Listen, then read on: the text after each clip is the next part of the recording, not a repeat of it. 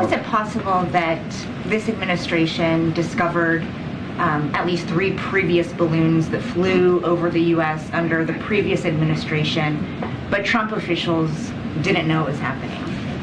Yeah, so look, I think that, and we have talked about this before, about how when the PRC government surveillance balloons transited the continental U.S. briefly, at least 3 times, as you just mentioned, during the president's prior administration, and once that we know of the beginning of this administration's, but never for this duration of time, as we know. This information was discovered prior to the administration left, but the intelligence community, as I said, is prepared to give briefings to key officials, but this is something. Post. But this is something that they were not aware of, as we've just laid out. All right, guys. So as you just saw there, Karine Jean-Pierre, the affirmative action press secretary, showing us exactly why she is a affirmative action, diversity, and inclusion hire, as she struggled to explain how in the world did the Trump administration allegedly have this happen under Trump, but military officials didn't know about it, right, until Biden got into office, more specifically when this incident happened, right? Which, again, can't blame her for struggling, because I'll struggle to explain a lie as well too, right? The lie that this happened under the Trump administration, which is what, the mainstream liberal media is putting out there, is a way to try to alleviate Biden of, any type of blame for the fact that he basically waited a whole, couple days to shoot down a Chinese air balloon that clearly was spying on our nuclear capabilities. Now, if y'all haven't heard, there's been at least 2 more UFO sightings. So first of all, to add to information already provided earlier by the White House, at the direction of the President of the United States, fighter aircraft assigned to U.S. Northern Command successfully took down a high-altitude airborne object off the northern coast of Alaska at 1:45 p.m. Eastern Standard Time today, within U.S. sovereign airspace over U.S. territorial water. On February 9, North American Aerospace Defense Command detected an object on ground radar and further investigated and identified the object using fighter aircraft. The object was flying at an altitude of 40,000 feet and posed a reasonable threat to the safety of civilian flight. U.S. Northern Command is beginning recovery operations now. U.S. Northern Command's Alaska Command coordinated the operation with assistance from the Alaska Air National Guard, Federal Aviation Administration, and the Federal Bureau of Investigation. We have no further details about the object at this time, including any description of its capabilities, purpose, or origin. The object was about the size of a small car, so not similar in size or shape to the high-altitude surveillance balloon that was taken down off the coast of South Carolina on February 4. And this time, the Biden administration did not decide to wait to shoot down the alleged UFOs.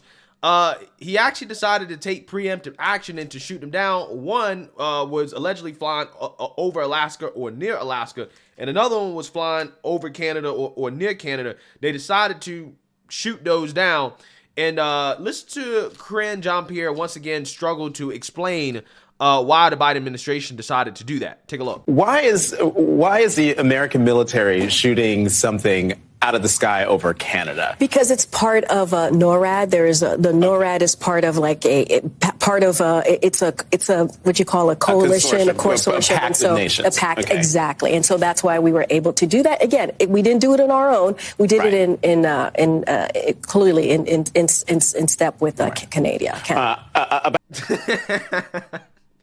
Canada, right? I guess Canada is a new country. Now, again, I don't have much room to talk because I make these type of mistakes all the time, but I am not a communication specialist, right? I am not working for the White House. I'm just a random dude on the internet, right? I'm a random dude on the internet just talking, okay? Communication is not my expertise. I didn't go to school to study it, right? Karine Jean-Pierre did, and she seems to really struggle at communicating when it comes to talking about these issues, okay? When it comes to these spy/air balloons that allegedly are from China. But as of right now, they're UFOs. Okay, the two that we just most recently shot down. We don't know exactly where they came from. Okay, so maybe we need to get a straight white male to give us more context and information about what the hell is going on. Right? Where's John Kirby when you need him? Guess he's not available. As a consolation prize, we have Chuck Schumer, who is going to give us some more information about what these alleged UFOs may or may not be. Take a look. And we are joined now by the Senate Majority Leader Chuck Schumer. Senator, thank you for coming in this morning. Great to be here, George. First time in 3 years. Yeah, it's been a while since COVID. I want to start with this question over the Chinese spy planes and other aerial objects. 3 incidents in a week. President Biden took some heat from your Democratic colleagues for not shooting down the spy balloon sooner. What can you tell us about these last 2 incidents, Friday and Saturday night? And are you confident in the overall administration response? Yes. I was briefed by Jake Sullivan last night, so let me get right to it. And I'll give a little background and then get to your specific. The bottom line is, until a few months ago, we didn't know of these balloons. Our intelligence and our military did not know. This went as far back as President Trump, at least 3 times. It's wild that we didn't know, isn't it? It is wild that we didn't know, absolutely, and I'll get to that in a minute. Now they are learning a lot more, and the military and the intelligence are focused like a laser on first gathering and accumulating the information, then coming up with a comprehensive analysis of what went on before, what's going on now, and what could go on in the future. You can be sure that if any American interests or people are at risk, they'll take appropriate action. Until they get that comprehensive analysis, however, we have to look at each balloon individually. Were these and see balloons what Friday this and does. Saturday night? They believe they were, yes, but much smaller than the first one. Both of those, one over Canada, one over Alaska, were at 40,000 feet. Immediately, it was determined that that's a danger to commercial aircraft, which also fly at 40,000 feet. And so the second one, in cooperation with the Canadians, the first one with the Americans, took it down. And that's appropriate. The first balloon, there was a much different rationale, which I think was the appropriate rationale.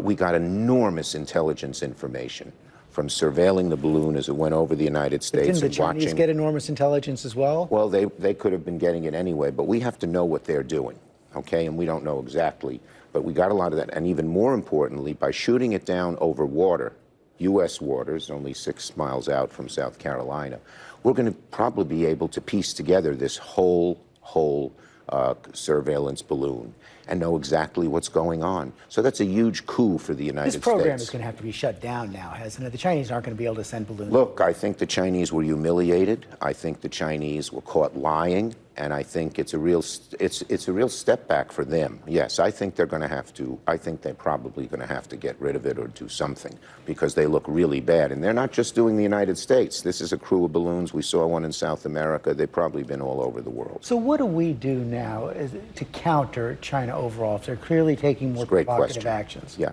And one more point I'd make on this, by the way. I do think Senator Tester is looking into why it took so long for us, our military, our intelligence, to know about these balloons. That's something I support. Congress should look at that. That's the question we have to answer. I think our military, our intelligence are doing a great job, present and future. I feel a lot of confidence in what they're doing. But why, as far back as the Trump administration, did no one know about this? Now, on China in general, look, China, I have always been a China hawk, but China is the second biggest power in the world, economically, geopolitically. We can't just have a Cold War with them. We have to have a relationship with them. Yeah, so my response to Chuck Schumer is this. I don't understand why you keep bringing up Trump, right?